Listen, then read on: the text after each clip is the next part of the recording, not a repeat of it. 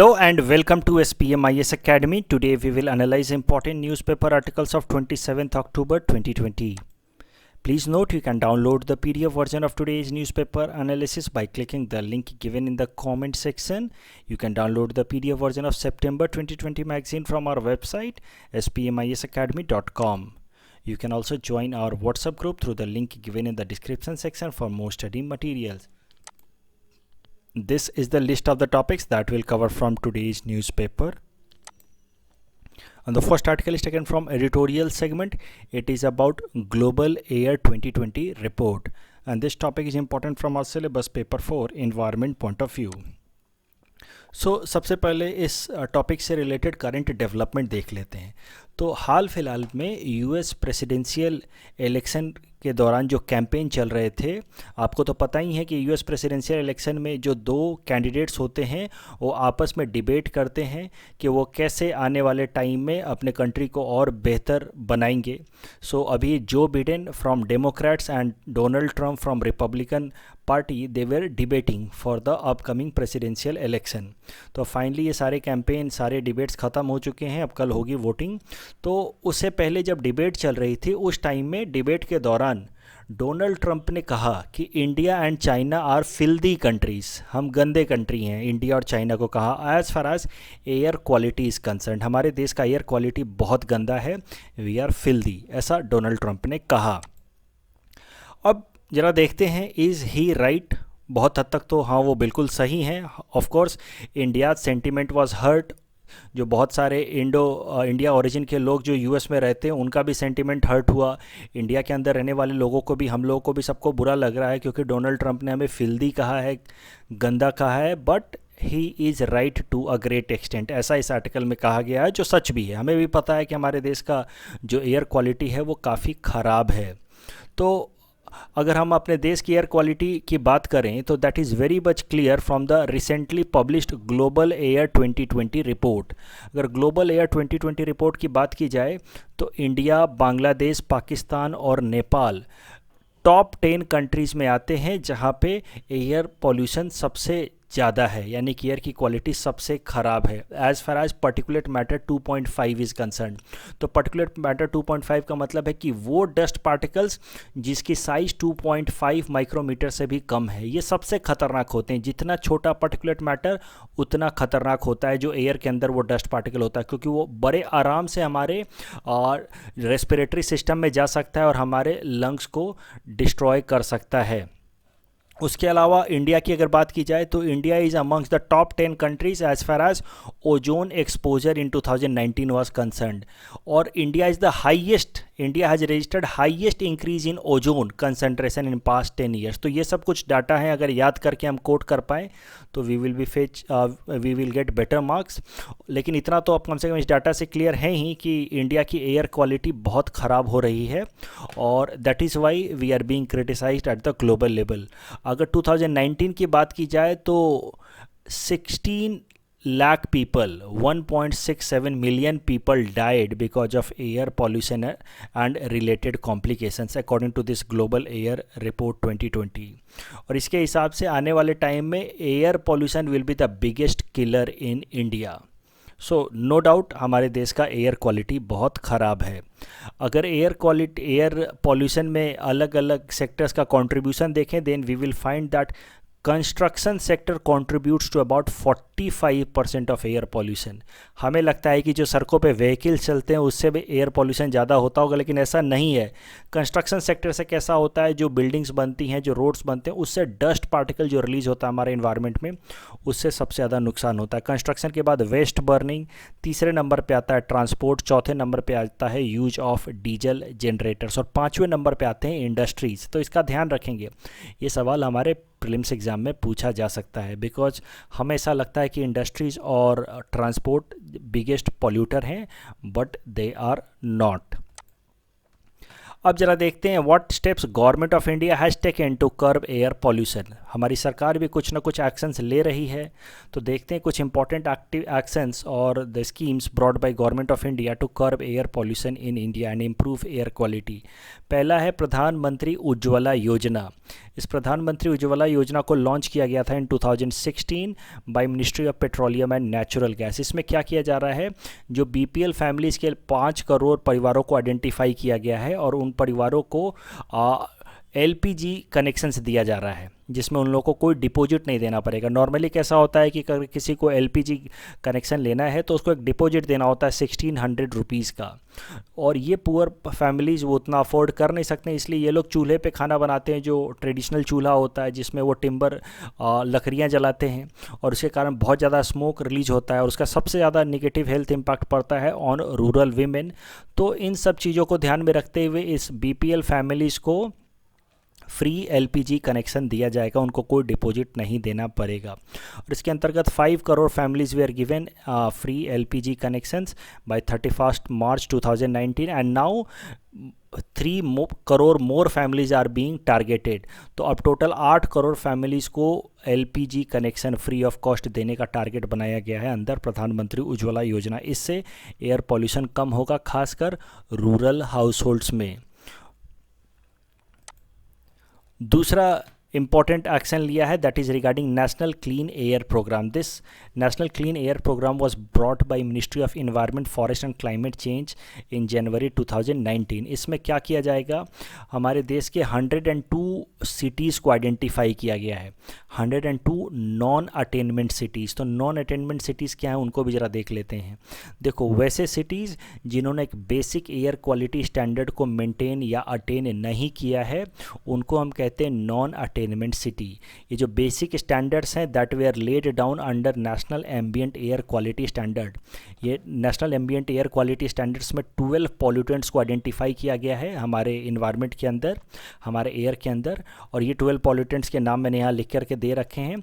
ये समझ लो, मैं एकदम सरल तरीके से बता रहा हूँ। ये 12 पॉल्यूटेंट्स हैं, इसको लेकर के कंसंट्रेशन का एक लेवल आइडेंटिफाई किया है, भारत सरकार ने सेटअप किया है, और उसके बेसिस पे एयर की क्वालिटी बताई जाएगी, good, moderate, poor, very poor, severe. ये जो 102 सिटीज़ को आइडेंटिफाई किया गया है, they were those cities who remained in the severe और very poor condition for about 5 years from 2011 to 2015 according to this standard. तो इस कारण से इनको बोला गया non attainment city because they could not attain a good standard of air quality, and that is why उनको use किया जाएगा, उनको फोकस किया जाएगा under this National clean air Programme. और उनका जो भी एयर का पॉल्यूशन का लेवल था इन 2017 उससे 20% एयर पॉल्यूशन को कम किया जाएगा by next 5 year, that means by 2022 under national clean air programme. उसके अलावा भारत स्टेज 6 नॉर्म्स लाया जा रहा है फॉर वेहिकुलर इमिशन। इसको हम डिटेल में कवर कर चुके हैं in our newspaper analysis of 27 February 2020 in editorial segment, तो उसको जाकर के आप देख सकते हैं। उसके अलावा ग्रेडेड रिस्पांस एक्शन प्लान लाया गया है दिल्ली और एनसीआर एरिया में, इसको भी हम डिटेल में डिस्कस कर चुके हैं in our newspaper analysis of 9 October 2020 in environment segment, तो उसको भी आप जाकर के देख सकते हैं। तो these are certain steps taken by government of India and some state governments in order to curb air pollution in our country. लेकिन एयर की क्वालिटी अभी भी लगातार ख़राब हो रही है और एयर के पॉल्यूशन के कारण कई सारे लोगों के लाइफ स्पैन भी कम हो रही है। We have given you this practice question on the basis of this particular topic. You can attempt this question and you can submit the answer in the comment section. The next article is taken from international segment. It is about 2+2 platform. This topic is important from our syllabus, paper 3 international relations. 2+2 platform क्या होता है पहले ये समझ लेते हैं, फिर current news पे आएंगे। 2+2 नाम से जैसा आपको पता चल रहा है, इसमें अलग अलग दो देशों के फॉरेन मिनिस्टर्स और डिफेंस मिनिस्टर एक दूसरे से मीटिंग करते हैं and they discuss strategic issues. For example देखो, हमारा देश इंडिया, उसके फॉरेन मिनिस्टर और डिफेंस मिनिस्टर वो किसी दूसरे कंट्री के फॉरेन मिनिस्टर और डिफेंस मिनिस्टर के साथ अगर मीटिंग करें और कुछ स्ट्रेटजिक इशूज़ पर डिस्कशन करें तो उसको हम लोग कहते हैं 2+2 प्लेटफॉर्म। इंडिया ने 2+2 प्लेटफॉर्म इस्टेब्लिश कर रखा है विथ जापान एंड यूएस, और इस साल जून में जब इंडो ऑस्ट्रेलियन समिट हुई थी तो इंडिया ने 2+2 मिनिस्टीरियल प्लेटफॉर्म सेटअप किया है विथ ऑस्ट्रेलिया ऑल्सो। तो इसके साथ ही India has now 2+2 platform with 3 countries, US, Japan and Australia.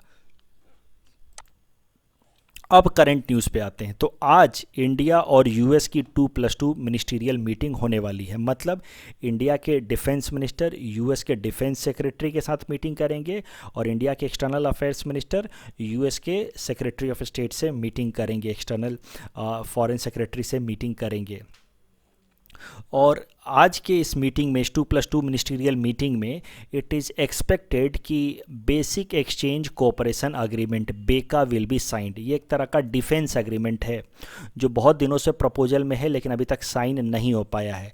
अगर हम देखें इंडिया यूएस के डिफेंस एग्रीमेंट्स को, तो यूएस के 3 बेसिक फाउंडेशनल एग्रीमेंट्स हैं जो यूएस साइन करना चाहता है with any other country that wants to become defence partner of US. तो 3 ऐसे एग्रीमेंट्स हैं, डिफेंस रिलेटेड एग्रीमेंट्स हैं, जो यूएस अपने डिफेंस पार्टनर्स के साथ, अपने क्लोज अलाइज के साथ साइन करना चाहता है। वो 3 एग्रीमेंट्स हैं, logistics exchange memorandum of agreement LEMOA, communication compatibility and security agreement COMCASA and basic exchange cooperation agreement BECA. ये दोनों जो एग्रीमेंट हैं, लेमोआ एंड कॉमकासा, ये इंडिया और यूएस के बीच में ऑलरेडी साइन हो चुका है, जबकि आज बेका पे डिस्कशन होने वाला है, बेसिक एक्सचेंज कोऑपरेशन एग्रीमेंट पे डिस्कशन होने वाला है।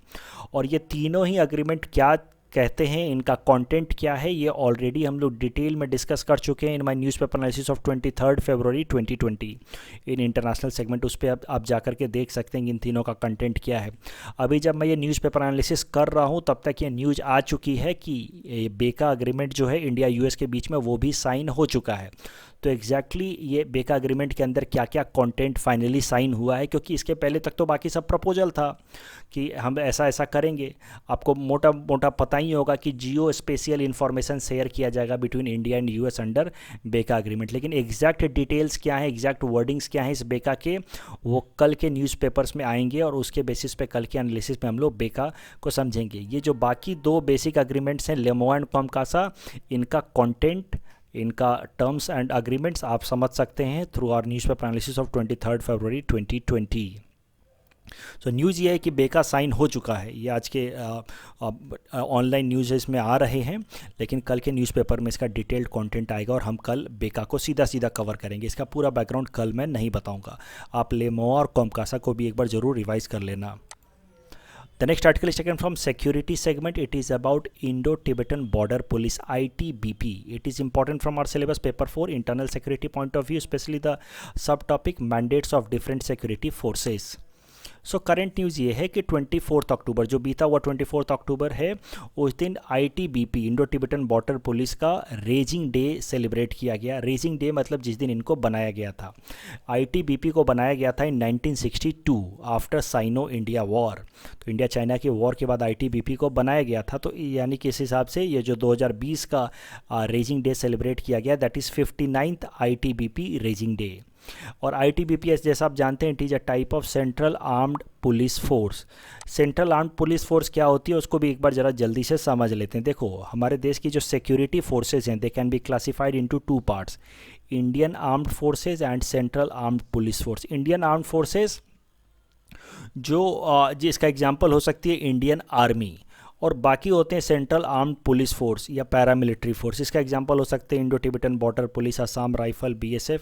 तो ये तो एग्जांपल हो गए। इन दोनों के बीच के काम में क्या अंतर है, इंडियन आर्म्ड फोर्सेस की और CAPF के सेंट्रल आर्म्ड पुलिस फोर्स के बीच काम के बीच में क्या अंतर है, वो जरा समझते हैं। देखो, नॉर्मली कैसा रहता है, Indian armed force is known as offensive force. Offensive force का मतलब ये है कि अगर अटैक करना होगा तो इसका इस्तेमाल किया जाएगा, इंडियन आर्मी का इस्तेमाल किया जाएगा। नॉर्मली आपको पता होता है कि इंडियन आर्मी कैंटोनमेंट में रहती है, अपना ट्रेनिंग करते रहती है, वो डिफेंस का काम नहीं करती, अपने कैंटोनमेंट में रह के अपना प्रॉपर प्रैक्टिस कर रही है, ट्रेनिंग कर रही है। अगर कभी लड़ाई हो गई, अटैक करना है, ऑफेंस करना है, तो इंडियन आर्मी को बुलाया जाता है। अदरवाइज नॉर्मली वो अपना ट्रेनिंग करते हैं। जबकि ये पैरामिलिट्री फोर्सेज या सेंट्रल आर्म्ड पुलिस फोर्सेज, इनको डिफेंसिव फोर्सेज कहते हैं, यानी कि शांति के टाइम में, पीस के टाइम में ये बॉर्डर्स को डिफेंड करते हैं, बॉर्डर को गार्ड करते हैं। As I said, Indian Army will be deployed during war. That is why it is known as offensive force. जबकि ये paramilitary force and central armed police force are deployed during peace time. Normal time में ये border guard करने का काम इनको दिया जाता है। So ये जो इंडो टिबेटन बॉर्डर पुलिस है, it is a kind of CAPF। इसको जैसा कि मैंने आपको बताया, it was raised in 1962 after Sino-India War of 1962 इसका मोटो है, motto of the force is शौर्य, दृढ़ता, कर्म एंड निष्ठा। इसकी पेरेंट मिनिस्ट्री है, that means it work under ministry of home affairs. And as I said, Indo Tibetan border police का काम है इंडो चाइना बॉर्डर को गार्ड करना। तो नॉर्मल पीस टाइम में इंडो चाइना बॉर्डर को Indo Tibetan border police ITBP guard करती है, लेकिन अगर कभी लड़ाई हो गई तब तो फिर इंडियन आर्मी जाकर के कंट्रोल लेगी। नॉर्मल इनका काम होता है बॉर्डर को गार्ड करना। वैसे ही जो बाकी सारे सेंट्रल आर्म्ड पुलिस फोर्स हैं उनको भी एक बार ज़रा देख लेते हैं। असम राइफल का काम होता है इंडिया म्यांमार के बॉर्डर को गार्ड करना। बीएसएफ का काम है इंडिया पाकिस्तान और इंडिया बांग्लादेश के बॉर्डर को गार्ड करना। सशस्त्र सीमा बल एसएसबी का काम है Indo Bhutan and Indo Nepal border को गार्ड करना। इस टॉपिक के बेसिस पे हमने आपको ये प्रैक्टिस क्वेश्चन दे रखा है। You can attempt this question and you can submit the answer in the comment section. The next article is taken from environment segment. It is about Amur falcon. This topic is important from our syllabus paper 4 environment point of view. So देखो अमूर falcons के बारे में पहले समझ लेते हैं। पहले तो देखो ये है Amur river. This Amur river forms border between Russia and China. ये देखो ये अमूर रिवर है और इस एरिया में एक बर्ड रहते हैं अमूर फाल्कन। इस अमूर फाल्कन, इस बर्ड का नाम अमूर फाल्कन पड़ा है because of this Amur river. ये समर के टाइम में, यानी कि रसिया और चाइना में जब समर होता है उस टाइम में ये लोग इस एरिया में रहते हैं, ब्रीडिंग करते हैं। लेकिन जैसे इस एरिया में विंटर आने लगता है और बहुत ज़्यादा सर्दी पड़ती है इस एरिया में, it is close to Siberia, तो यहाँ पे बहुत सर्दी पड़ती है। इस कारण से यहाँ से ये फिर माइग्रेट करते हैं और दूर जाकर के अफ्रीका तक जाते हैं। अगर अमूर फाल्कन के कंजर्वेशन स्टेटस की बात की जाए तो IUCN रेड डाटा बुक में तो इट इज़ लीस्ट कंसर्न, यानी कि इस पर कोई ज़्यादा थ्रेट है नहीं। लेकिन वाइल्ड लाइफ प्रोटेक्शन एक्ट में इसको कंजर्वेशन स्टेटस दिया गया है, इसको प्रोटेक्शन दिया गया है। उसके अलावा कंजर्वेशन और माइग्रेटरी स्पेसीज में भी इसको प्रोटेक्शन दिया गया है और इंडिया उसका सिग्नेटरी है। CMS कंजर्वेशन और माइग्रेटरी स्पेसीज का इंडिया सिग्नेटरी है और इस कारण से इंडिया की ये ड्यूटी बनती है to protect all such conservation or migratory birds like Amur falcon from slaughter or from hunting। तो इंडिया को अमूर फाल्कन को प्रोटेक्ट करना है since India is signatory of conservation on migratory species.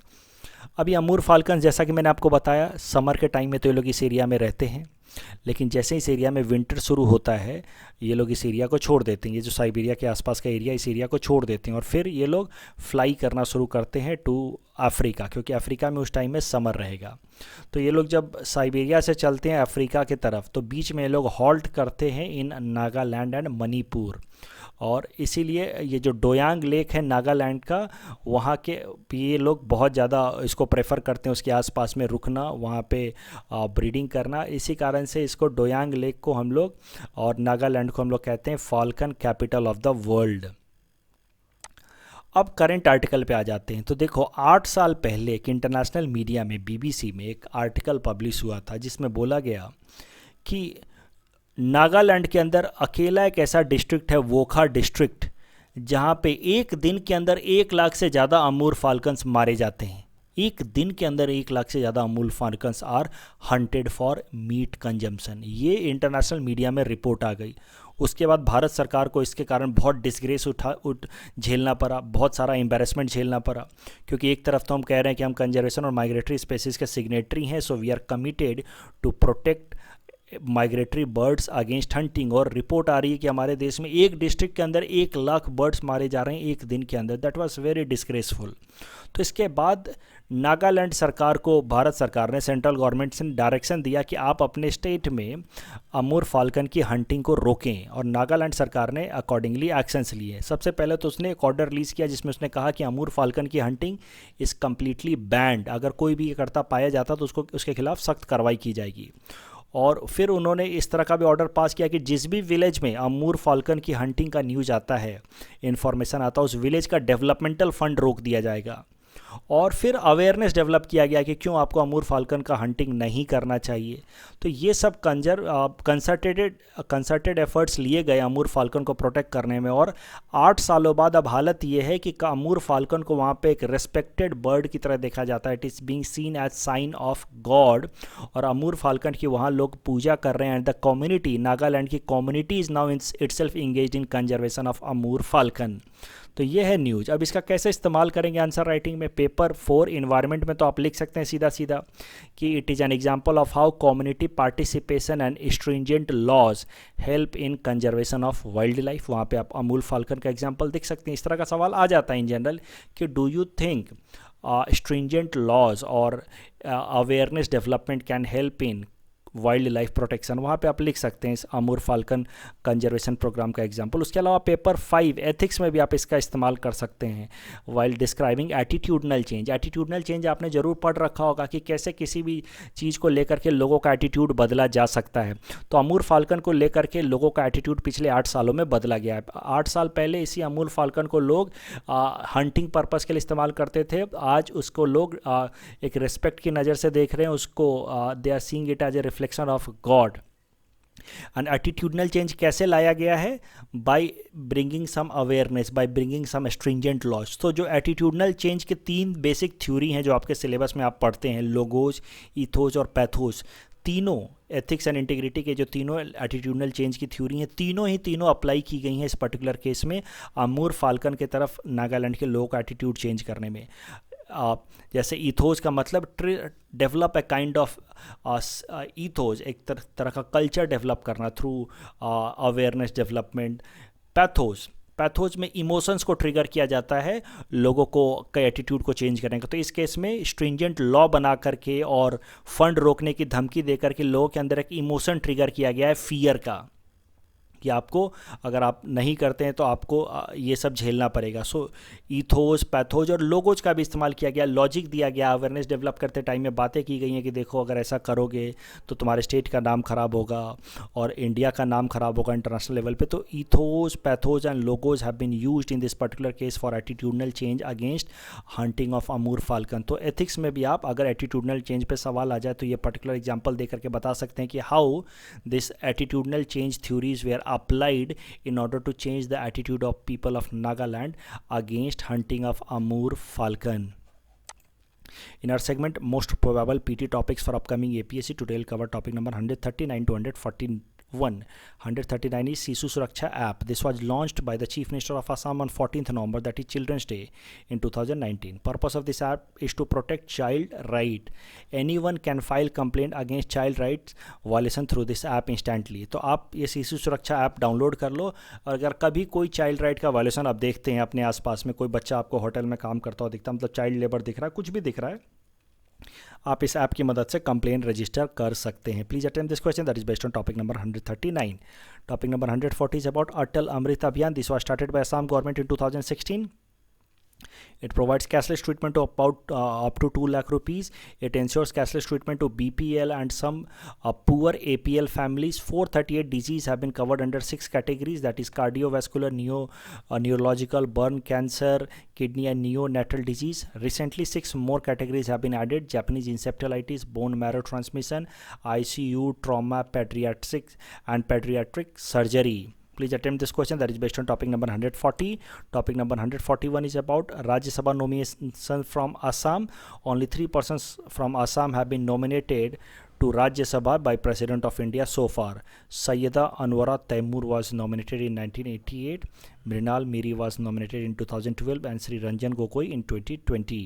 Sri Ranjan Gogoi also acted as 46th Chief Justice of India. Please attempt this question that is based on topic number 141. This is the answer question number 136 to 138 that we are given in last newspaper analysis. Today's question can be answered by the students and you can submit the answer in the comment section. We will be sharing answer of these questions in tomorrow's newspaper analysis. कल जो हमने practice question दिया था उसका एक बार answer देख लेते हैं. This was about super conductivity. So first statement is right. Scientist have developed a super conductor that can act at room temperature, that is combination of hydrogen, sulphur and carbon. But the second statement is wrong. It is not of practical necessity. अभी भी इसको हम practical use में नहीं ला सकते हैं because it requires a huge amount of pressure, about 2 million atmosphere pressure. That is not possible to use practically. So correct answer will be option A, 1 only. That's all from our side for today. Thanks for watching.